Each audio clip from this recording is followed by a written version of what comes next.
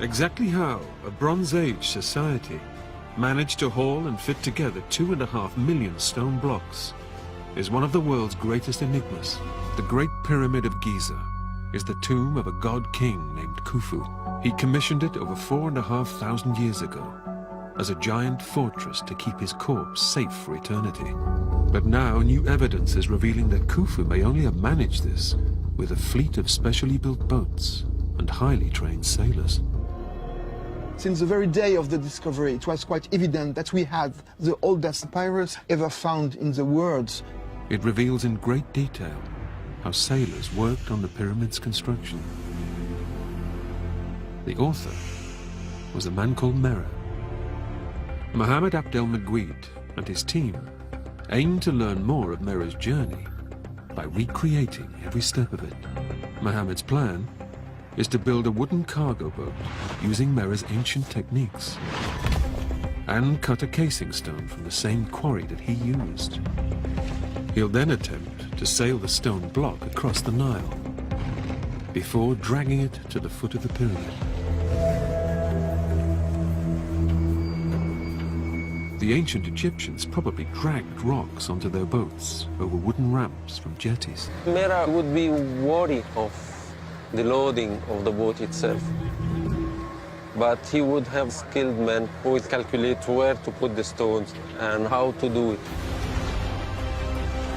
It's clear how skillful the ancient Egyptians must have been to transport 70 tons of stone at a time. Recent excavations prove that the blocks weren't simply dragged across the sand by sheer force.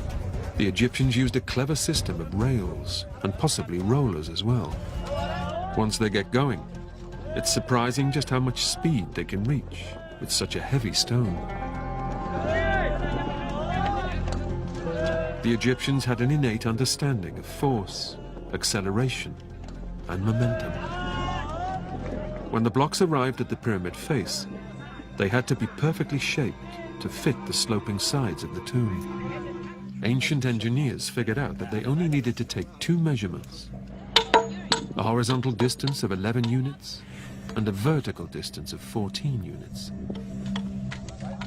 Joining them gives the pyramid its perfect slope. When the monument was finished, it looked very different to today. Its 68,000 casing stones were fitted so tightly together, the seams were barely visible.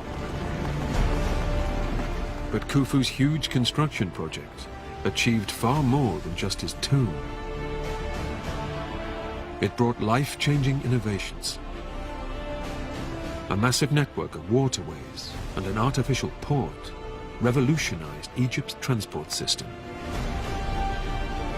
And a sophisticated new city enabled a workforce to be organized and cared for on a whole new scale.